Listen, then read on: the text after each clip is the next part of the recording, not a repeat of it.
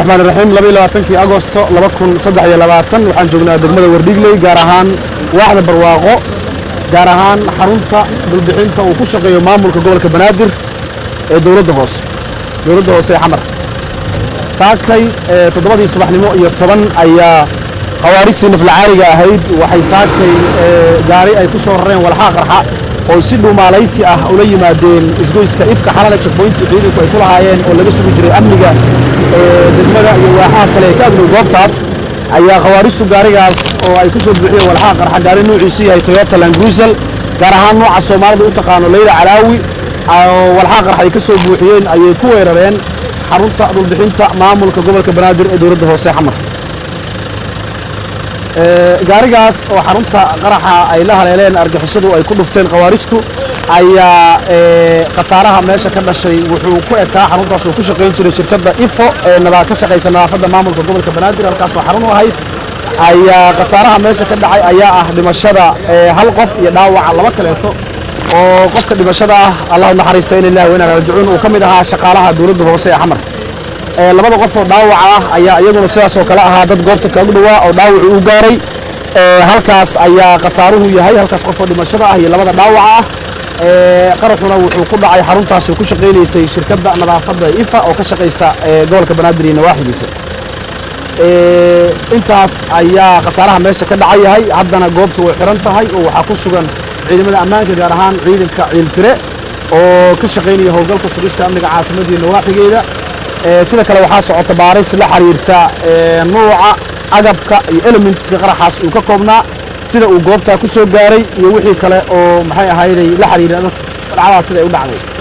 goordhow ayaan ayadana idinla wadaagi doonaa haddii Ilaahay yiraahdo maadaama baaristeedu ay socoto wixii ka soo baxa sidaas oo kale ayaan la xiriiri doonaa laakiin wixii maanta meesha ka dhacay intaas ay ahaayeen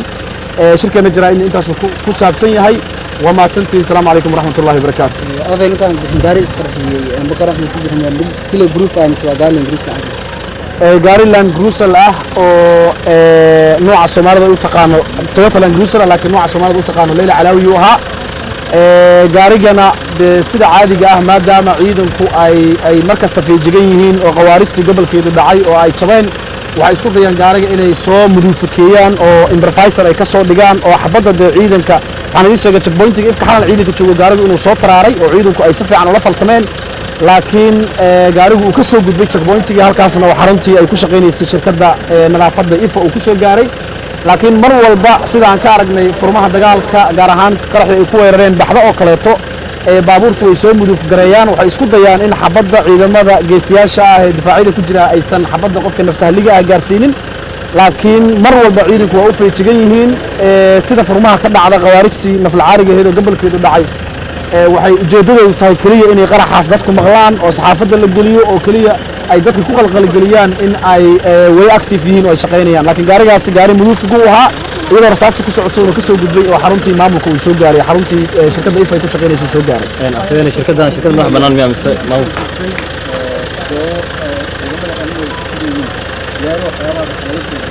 meesha aan joogno waa isgoyska waxaan joognaa degmada Wardhigley gaar ahaan ifka xalan marka la joogana waa qofkii yaqaan magaalada Muqdisho kale yaqaana garan kara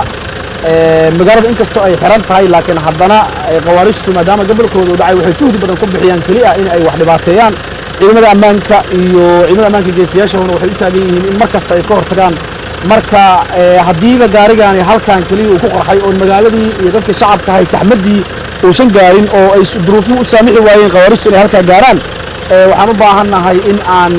ummadda iyo ciidanka iyo dadkeena shacabka aan iskaashano oo gor walba aan garab taagnaano ciidamadeenna